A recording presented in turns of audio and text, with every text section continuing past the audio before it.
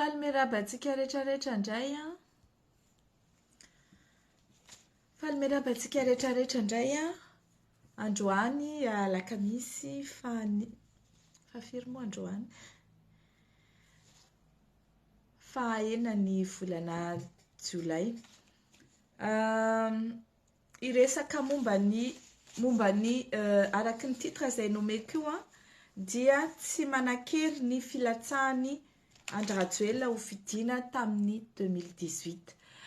Ho averiko le izy a, efa notenena ihany izay a tamin'ny voalohany indrindra tamin'ny herinandro tamin'ny voanivoaka ty resaka nationalité, fa tiako iverenana le izy a satria misy fitoriana izay tokony ho apetraka mikasika izany. Tamin'ny herinandro izahay nametraka fitoriana teny amin'ny parquet Antananarivo.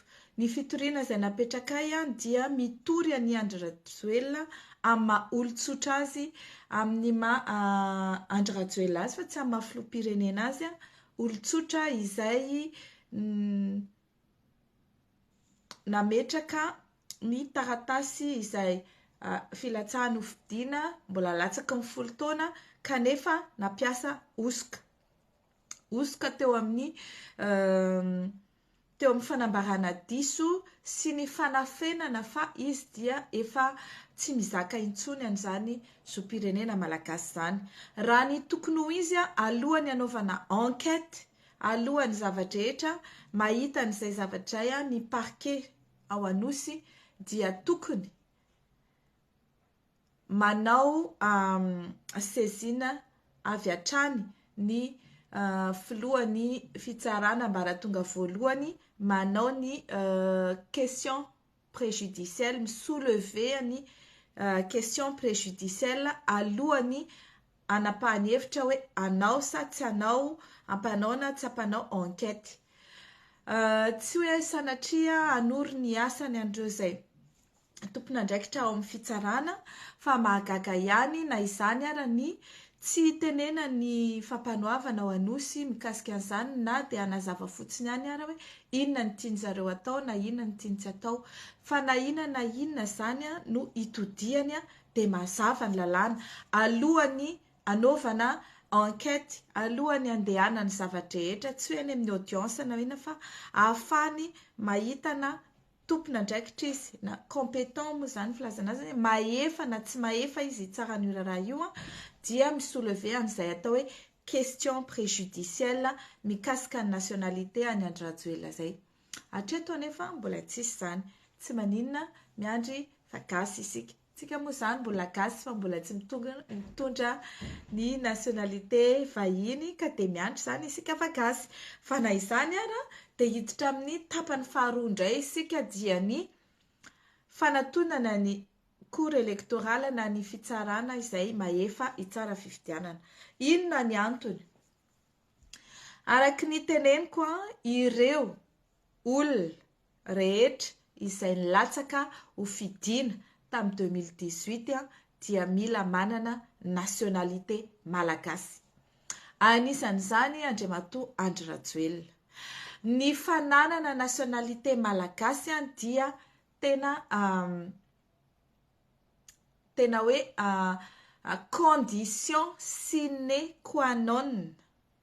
Raha tsy manana nationalité malagasy ianao dia tsy voaray akory ny antota taratasinao, ary ninona zany zavatra ao na mety hoe tsy inscrit dans la liste ianao, misy condition marobe ny filatsahana ho fidiana, fa ny voalohany indrindra voalaza ao anaty constitution, akoatra ny taratasy rehetra izay soratana ao anatin'ny izay foronina, izay soratana ao anatin'ny code électoral na ny taratasy rehetra izay takiana izany filatsahana ho fidiana zany, dia ny fanananao ny nationalité malagasy, ary mbola zakainao zany zom-pirenena malagasy zany. Dikan'izany dia zao tena condition constitutionnelle voalaza ny lalàna faratampony ao Madagasikara dia ny lalam-panorenana ny fananana izay zom-pirenena malagasy, fizakana an'izay, tsy hoe test d'ADN akory ny atao, na hoe certificat inona moa zany filazana zany certificat de filiation malagasy ianao ve dia manana ray sy reny malagasy, ianao ve teraka tao Madagasikara, ianao ve manana razambe malagasy, ianao ve d'origine malagasy. Tsy izay akory no takin'ny lalàna fa ny takin'ny lalàna dia ianao ve malagasy mbola mizaka tanteraka an'izany zom-pirenena malagasy zany. Inona ny anton'izay dia izao, tsy misy condition momba izay zom-pirenena malagasy zay akoatran'izay ny ao anatin'ny constitution. Any amin'ny constitution na firenena hafa misy an'izao hoe ohatra zao ny eto Frantsa, mila ianao mizaka ny zom-pirenena frantsay farafahakeliny 10 taona alohan'ny ilatsanao fidiana. Ny any États-Unis dia mila ianao mizaka n'izany zom-pirenena amerikanina ary teraka teo amin'ny firenena tao anatin'ny firenena amerikanina. Izay ianao vao mahazo milatsaka. Ny antsika zany io ihany aloha hoe mizaka ny zom-pirenena malagasy ary mbola mizaka izany zom-pirenena zany. Efa izay fotsiny ary ny atao amintsika zany dia efa tsy feno ilay fepetra. Tsy feno ny fepetra ny latsahany Andriamatoa Andry Rajoelina ho fidiana tamin'ny 2018. Averiko ho an'izay mametra-panontaniana fa maninona kay moa izao ianao amin'ity andro ina moa ilay izy teo 6 juin 6 juillet tamin'ny 2018 ianao tsy niteny an'izany dia hoy izany voalohany indrindra aloha raha fantatray tamin'ny 2018 izany dia efa tsy nekenay. Ny fantatsika rehetra tamin'ny 2018 dia hoe mizaka zom-pirenena anankiroa i Andry Rajoelina fa tsy nisy nahalala exactement hatraiza na oviana na tamin'ny fomba ahoana nazahoany an'izany zom-pirenena zany. Taty aoriana izahay taty aoriana zany hoe tamin'ity volana jona 2024 ity vao nahita ny passeport ny Andry Rajoelina teo izay vao nanao ny fikarohana rehetrarehetra hoe ahoana marina moa nazahoany ity passeport ity, passeport renouvelé ve ity sa passeport délivré tamin'ny 2015 sa ahoana. Teo izay zany vao nikaroka hoe ahoana ny fomba azahoana ny information mikasika an'izay nationalité ny Andry Rajoelina izay. Dikan'izay ny asa izay nataonay amin'ny mampanohitra averiko ihany lehibe ny fivondronam-be ny mpanohitra na ny rodi-be ny mpanohitra aty ivelana ny tenako. Tsy miresaka aminareo en tant que hoe détective privé, tsy miresaka aminareo en tant que lanceur d'alerte, tsy miresaka aminareo en tant que Fanny Soernève tsotra fotsiny mitondra ny vatantenako fa amin'ny fikambanan'ny rodi-be ny mpanohitra izay tariko aty ivelany no ijerenay hoe ahoana marina moa fandehan'ireto olona mitondra antsika reto. Teo zany vao hita ny taratasy rehetra mikasika ny Andry Rajoelina. Teo koa nahitana hoe andrekako ay zany isika ity nandritra n'izay 5 taona zay. 5 taona latsaka moa zany. Tena hoe voafitaka daholo, voafitaka tanteraka na ny gasy malagasy tsotra izay ny fitany Andry Rajoelina na ny malagasy tsotra izay no fitana ny vatony nangalarina ny vatony na ny malagasy tsotra izay natsona ihany koa anatrika ny spectacle rehetra sy ny mitina rehetra ny Andry Rajoelina. Raha ohatra na fantatra ireny olo ireny fa tsy malagasy io olona nirotsaka fidiana io dia tamin'izany dia efa tsy ohatran'izao ny fandehany tantara. Ka na dia ilaza ary zareo hoe efa tsy anaty fifidianana intsony izay efa mahandrasa fifidianana. Tsy tompoko. Rehefa misy zavatra osika omeko ohatra ianareo, ohatra tsotra fotsiny. Rehefa misy zavatra osika tsy ara-dalàna dia amin'ny fotoana izay ahitana izany no mijanona izany osika izany. Tsy maintsy hajanona izany osika izany ary manomboka eo no tokony andeny fepetra rehetra araky ny lalàna izay anajanona izany osika izany. Omeko ohatra tsika. Tsy ekeny lalàna any Madagasikara aty Frantsa amina firenena marobe ny fanambadiana indroa na ny bigamia na polygamia. Ny fanambadiana ara-panjakana io resaka io tsy miditra any amin'ny fomba musulman tsika fa ny mariage civil no resako. Tsy eken'ny fanjakana malagasy ny bigamia. Rehefa une fois ianao nanambady vita soratra indray mandeha, tsy azonao atao intsony ny manambady misoratra fandroany na any Madagasikara na any Israely na aiza eto an-tany. Raha mbola misoratra amin'olona anankiray ianao dia bigamia ny anaran'ny fisoratanao faharoa. Ka na dia ohatra raha ny kopia anao, nangataka kopia anao, nangataka certificat de célibat ianao, dia mbola nahazo noho ny erreur de déclaration izay nataonao tany amin'izay toerana mipetrahanao sy nangalanao kopia, nangalanao certificat de célibat, ka mbola nahazo ianao certificat de célibat, salaminazahoany Andry Rajoelina ny certificat de nationalité malagasy, dia misoratra fandroany ianao dia eloka eo anatrehan'ny lalàna izany. Ary amin'ny andro sy fotoana afatarana na fanjakana na iza na le vadinao taloha na le vadinao vaovao na olona tsotra mahafantatra fa nanao bigamia ianao, nanao polygamia ianao dia nul ny mariagenao ary andraisany fanjakana fepetra izany tsy mila hoe ataovy aloha ny divorce tamin'le voalohany zay vao na tamin'le faharoa zay vao voalaza fa tsy manan-kery le mariage nataonao iny. Amin'ny fotoana afatarany dia tsy manan-kery ilay fisoratana faharoa nataonao satria ianao efa nisoratra mialoha. Ohatran'izay koa zany dia amin'ny fotoana afatarana fa tsy mizaka ny zopirenena malagasy Andriamatoa Andry Rajoelina dia eo no miainga ny ataontsika processus rehetra ilazana fa tsy ara-dalàna, invalide, tsy valable ny fametrahana atota taratasy hovidiana sy ny firotsahana hovidiana tamin'ny 2018. Iza ny tokony handray andraikitra amin'izany?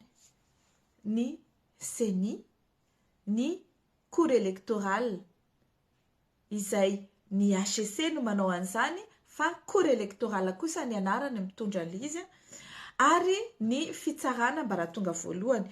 Nandritry ny 3 andro maninitra nanazavan'izay lalàna izay taminareo amin'ny fomba tsotra, amin'ny fomba ataoko hoe amin'ny teny gasy, amin'ny teny frantsay mba hampazava anazy, mba hampiasantsika ny fahalalantsika ary tsy voatery ho juriste daholo nareo nanaraka anahy fa misy malagasy tsotra mba hafantatra ny lalàna sy ny zonareo, ny zontsika, mahalala ny raharaham-pirenena dia milaza aminareo eto izany fa ny cour électorale izay ao amin'ny HCC, ny mpikambana ny HCC zany hoe confondu ao amin'ny HCC zany ny cour électorale fa amin'ny cour électorale azy dia tsy voatery ho chef d'institution no manao requête, manao saisine ny cour électorale. Ny cour électorale dia afaka ataon'ny candidat rehetra saisine. Ny atao hoe saisine dia hoe fitoriana apetraka na fangatana apetraka eny anivony izany andrim-panjakana izany, izany andrim-pitsarana izany. Izay saisine ny cour électorale izay dia azon'ny candidat atao, azon'ny électeur atao, azon'ny observateur électoral atao. Ka ankehitriny dia ireo collectif des candidats à la présidentielle de 2018 izay notarihiko ihany koa tamin'ny androny tamin'ny 2018 notarihina izany collectif des candidats zany mba hiady tamin'ny osoka ary nisy 4 teo izahay, nisy moa ny alan-daharana fa misy no nijanona jusqu'à hatramin'ny farany. Ireo collectif ireo no antsoina efa mandeha moa ny fifampiresahana any Madagasikara any misy aty toerana ohatrany za zao aty i président Rajonary Mampiana mivezivezy eo misy candidat hafa ihany koa izay aty ivelany aty misy ny any Madagasikara, ny Serge Imbe zao aty ivelany aty ny ambin'izay zany any Madagasikara dia efa misy ny fifampiresana amin'ireo izay any Madagasikara anao an'izay hivondrona indray ao anatin'izay kolektifa izay ka ametraka nio saisine ny cour électorale io isika. Raha ny vinavina dia eritreretinay ho apetraka rapitso izany fitoriana na izany saisine ny cour électorale izany raha vita mola izy dia manasa antsika malagasy rehetra ho avy eny. Raha riva na rapitso maraina ihany dia efa miantso anareo raha ohatra ka vita rapitso ny fanangonana andreo ancien candidat tamin'ny 2018. Raha tsy vita rapitso ilay izy noho ny misy any amin'ny province misy tsy voatery ao Antananarivo, misy any Majunga, misy any ambanivohitra rehetrarehetrany dia ataontsika amin'ny andro manaraka. Fa dans tous les cas dia manao antso eto an'izay tsy tratran'ireo namako antso any Madagasikara. Mila isika mivondrona indray ao anatin'izany collectif des anciens candidats à la présidentielle de 2018 zany mba ametraka ny requête saisine ny cour électorale mba angataka ny invalidité déclarée non valide ny candidature ny Andry Rajoelina. Mamela anareo mampiasa an'ilay teny frantsay satria mazava tsara ilay izy rehefa ataoko amin'ny teny frantsay ilay hoe invalidité, tsy valide, tsy valable, tsy manan-kery, tsy mahafeno fepetra. Ny teny gasy rehetra fatsika milaza zany tsy mahafeno ny fepetra ahafahana mandray azy, izay natao hoe validité. Izay tsy fahafeno ny fepetra na ahafahana nandray ny firatsahany Andry Rajoelina ho fidiana izay no apetratsika eny amin'ny HCC.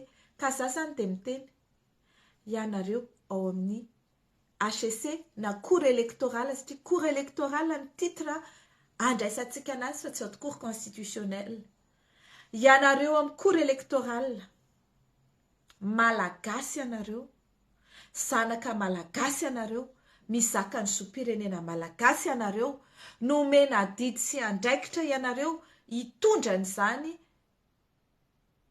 andraikitra cour électorale hitondra n'izany pouvoir judiciaire izay représentenareo zany.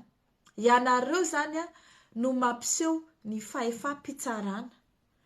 Andrarakilom-biandova ianareo, amaly ny vahoaka ve ianareo ka apiatra ny lalàna amin'io article 46 ny constitution io sy ny article 42 ny code de nationalité malagasy, article 46 code de nationalité malagasy izay milaza fa amin'ny daty nandraisanao zom-pirenena vahiny hafa no mijanona tanteraka ny maha-zom-pirenena malagasy anao. Ka ono any aminareo ny fanontaniana, apiatra ny lalàna ve nareo? Manaiky ve ianareo apiatra ny lalàna amin'izay? Sa mbola hialokaloka ao ambanin'ny hoe azo raisina fa tsy mitombona?